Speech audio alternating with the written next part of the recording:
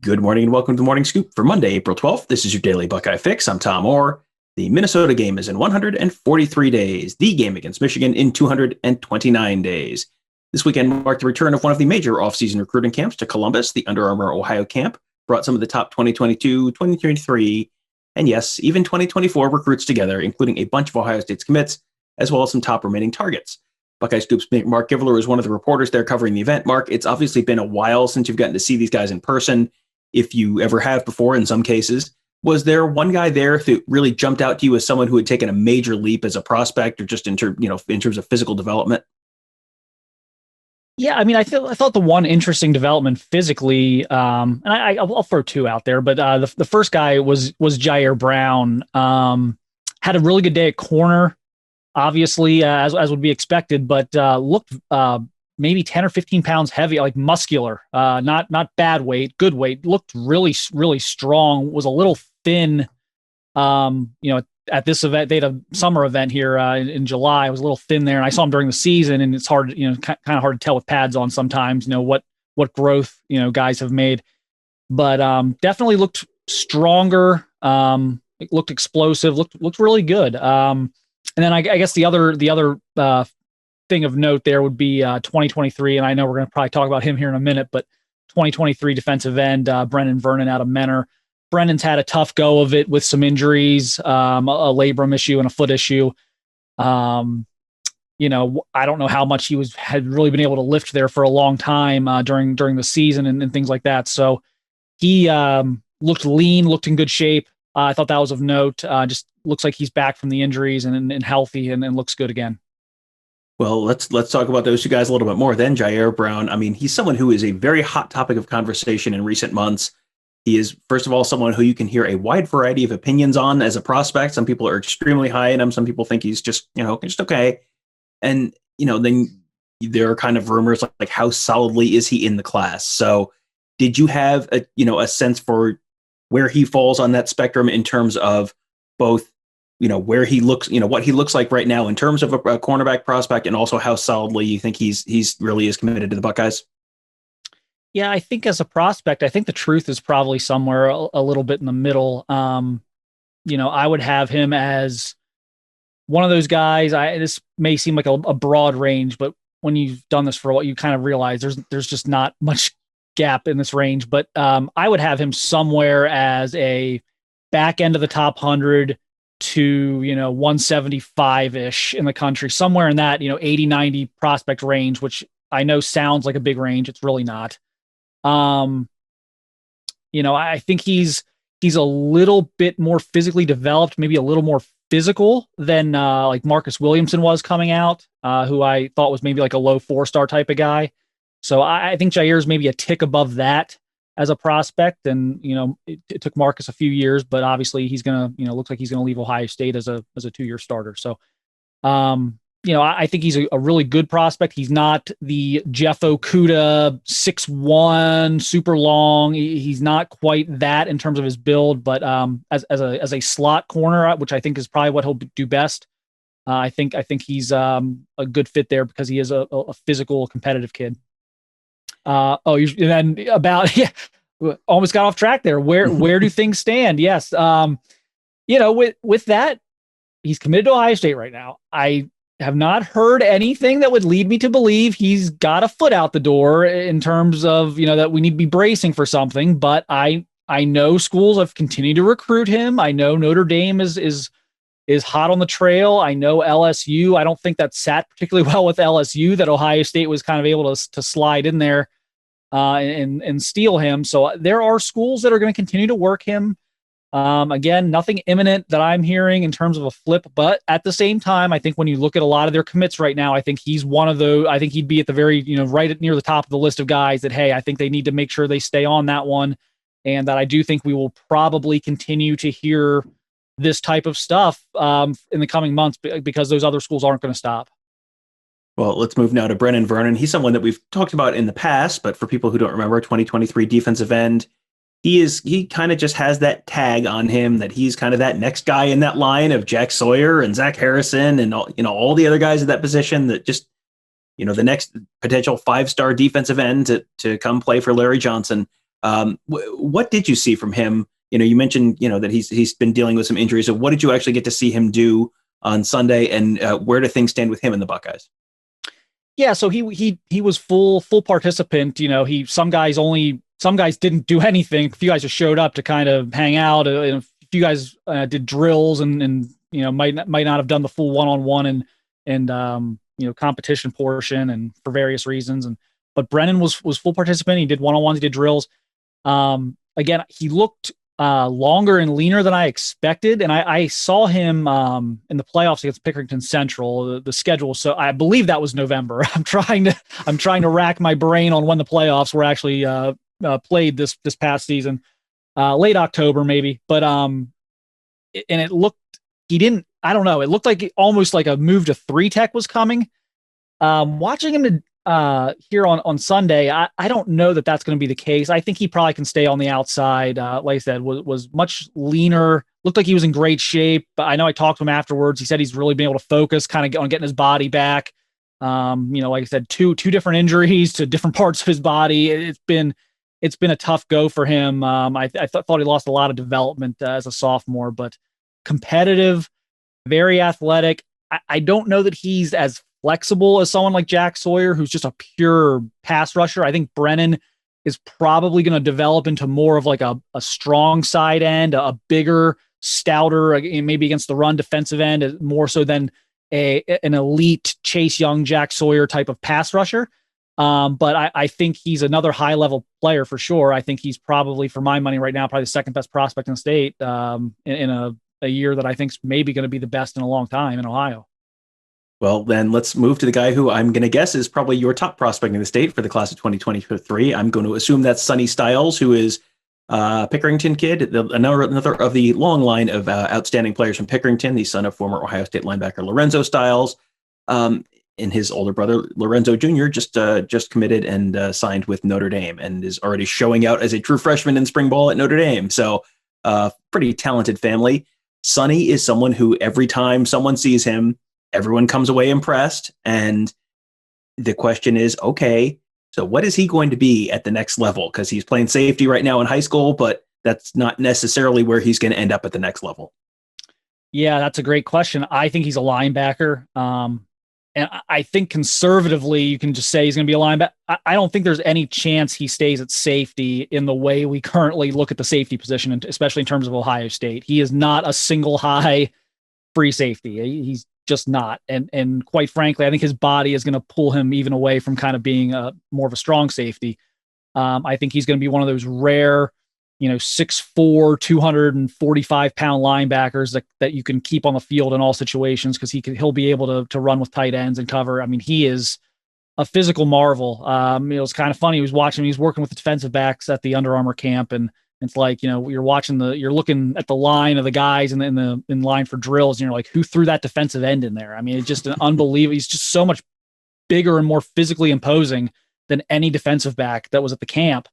And, he's younger than most of those guys that were in that position group. So I think he's a special linebacker prospect. I wouldn't even rule out him being a defensive end. Maybe Ohio, like I said, I was kind of joking with you before we started here, maybe Ohio State will just move to a 3-4 just to accommodate Sonny.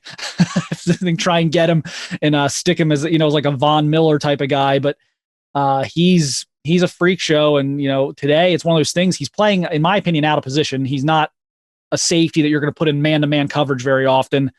And he's doing that. He's doing those things. And they weren't allowed, first of all, of course they weren't allowed to tackle, but they weren't even allowed to do press coverage on Sunday. They weren't allowed to do anything basically with their hands. I mean, they pretty much just had to play off and run with guys. And he was able to do that pretty well against these little receivers trying to run around him. And he's there. He's almost 6'4". He's over 200 pounds now. And just the way he moves at his size is it's really special.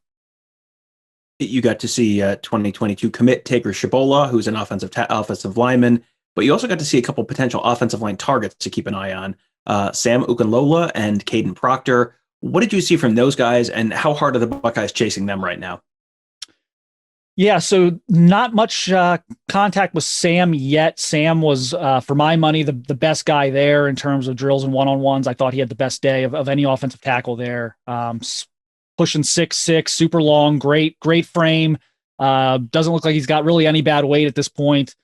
Super quick, but violent. I mean, he threw a couple guys to the ground. He really stonewalled guys with his pass sets, was really able to anchor. So he was really good. He was talking about maybe getting over to campus afterward, maybe driving through. I don't know if that, if that's going to if that happened or not. But nothing really going on yet with Ohio State. Wouldn't shock me if they jumped in on him at some point. I know Michigan has, and several other programs around the country have. He's becoming kind of a national recruit.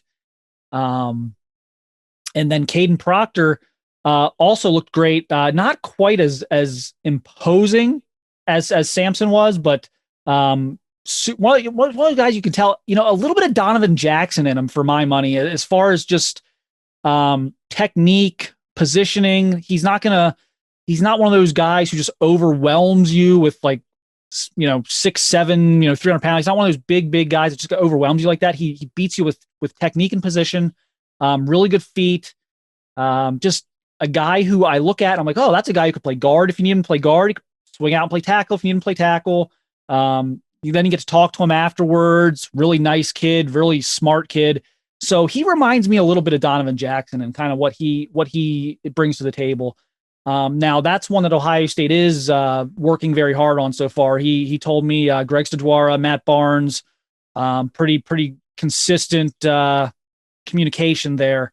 So Ohio State's in it early. It's one of those things, though. We're talking about a kid in 2023 class who hasn't even been able to start his recruiting process yet because he hasn't been able to visit anywhere. So that's hopefully going to change this summer, and Ohio State's a school that's hoping to get him on campus. Well, the Buckeyes had their 3 linebacker commits for 2022 all there. But it sounds like, reading your practice report, it sounded like one wasn't doing a whole heck of a lot due to injury. And, there's sort of this growing drumbeat that one of those guys might not actually end up as a linebacker at Ohio State. Yeah, I feel kind of bad because I feel like I've kind of started the drumbeat, or I've at least contributed a lot to the drumbeat with Gabe Powers. I'm looking at kind of position value, where the game is going right now. For the most part, the 6'4", 250-pound linebacker is just not really in today's game. It's just not. I think he's a solid athlete as a linebacker. I think if you moved him down and you put 15 or 20 pounds on him, you'd have an elite athlete as a defensive end. I think he'd be a plus athlete there. I think, you talk about maybe a guy like Sam Hubbard, who, could Sam have maybe played outside linebacker? I guess you could have kept him at 255 and tried to do that. Or you just say, screw it. Let's get up to 265, 270 and put a hand in the dirt. And I kind of think that is where Gabe could be headed at the next level. But he's in great, he keeps himself in great shape. It's not one of those things where, some of these kids are overweight and they'll drop the weight. No, it's not that. He just legitimately, I think, is outgrowing the position. I just think he's getting too big. And I think it becomes a thing of, do you really want to work so hard to keep a kid at a position, whereas his body could just take him somewhere else naturally? And that to me, that's kind of my stance on Gabe. Deshaun McCullough did not participate today. He's got a leg injury, lower leg injury. He's in a walking boot right now. He told me, I think, somewhere in the 4 to 6 week period, I think more. He's going to be out there this summer. I think he'll be able to get back to competition. So he was just kind of hanging out, got to tour around campus a little bit this weekend and hang out with some of his buddies in the class. And then CJ Hicks, of course, did participate, 218 pounds right now. And, not much left to say about him. He's just an outstanding talent. He's a freak. He's a big time linebacker prospect, had a really strong day. Did get beat once or twice in coverage, but they're asking him to play man-to-man coverage. He can't put his hands on the player, and he's going against little slot receivers. And I kind of said on the board, I said, insert the Alabama joke here, but he really shouldn't be in those situations at the next level. So you can insert your tough Borland jokes there if you want, but the things that actually translate to what he's going to be asked to do at the next level are just off the charts good. Yeah, and he, if I'm not mistaken, I believe he just earned that 5th star in the composite rankings as well. So he's he seems like he's doing just fine. Speaking of some drum beats that you guys have been on for a while that it seems like other people are maybe now catching up to. CJ Hicks, consensus 5-star. If that sounds about right. Another guy you might be a little early on. There were a whole bunch of names, and I'm looking. I'm like, I know who that is. I know who that is. I know who that is. Okay, as I'm reading through your reports, and then one of them is currently wrapping up his freshman year at high school in Tennessee, but he really jumped out to you at cornerback. So I felt okay not knowing the freshman from another state. So go ahead and let people know. Just put your flag in the ground right now on this one. Yeah, Caleb Beasley, 6-foot corner, Lipscomb. I think it's an academy. It's the school that Trent Dilfer is at right now in Tennessee. He did not win defensive back MVP, but he might have received my vote if I had one. I thought he was arguably the best corner performer of the day. It's kind of hard to describe just the feel he has for the game. He was running the routes for the receiver pretty much all day in one-on-ones. And there was one or two he didn't win the rep, a couple of deep outs that he broke on so beautifully and so perfectly and just got beyond his fingertips and found the receiver. Just a couple of great throws were made on those. But he routinely was reading the routes perfectly. He's getting good jump on the ball. He's got 6 feet tall. He's got the size that schools are going to be looking for. I was incredibly impressed with him. I think that's a future Ohio State caliber player. I think that's a guy that's going to have those types of offers here pretty soon. Really, really impressed with him when you talk about just the physical attributes he brought. And then again, just watching him, read the receivers and breaking on routes and stuff. It never felt like he was chasing the play or out of position. It was really impressive, his technique and his athleticism. All right. Well, in December 2023 or so, if he is signing early with someone, remember where you heard that name first. That's a little ways in the future. Shorter term, the next 6 weeks or so, going to be real interesting to watch, I feel like, as we head into the expected reopening of visits on June 1st. That's still not official. Everyone's sort of acting like it's a done deal, even if it's not officially official yet. How crazy do you think things are going to get as soon as things kind of reopen on June 1st in terms of commitments, in terms of decommitments, in terms of everything? I think on a scale of 1 to 10, it's probably going to be an 11. As crazy, that maybe not as crazy as you can imagine, but about as crazy as you can realistically imagine. I mean, pent up angst and just enthusiasm for visits. I mean, you got 2022 kids who they've never had their recruiting process yet. You got 2023 kids who are just chomping at the bit to get their process started that can't. So I think whatever can go wrong or whatever will, whatever can happen in the realm of crazy is going to be on the table here. It should be an exciting time for Ohio State. I think as a school who locked up the majority of its in-state talent early, I think that they have now, once they had that initial wave of those guys who either were Ohio kids or, with the Desan McCullough, the tie there or whatever. I think programs like Ohio State have struggled the past maybe 6 months because now you've cleaned up in state, you've cleaned up your area, but so now you have to go win these national battles. And the only way to do that generally is to get kids on campus. I mean, that's really the only way to do that. So they haven't been able to, and I think it's hurt them with some out-of-state guys, or at the very least, it's prevented them from maybe picking up a commitment or getting that big push for some of these other guys. So I think they have a lot to gain here, maybe more than most.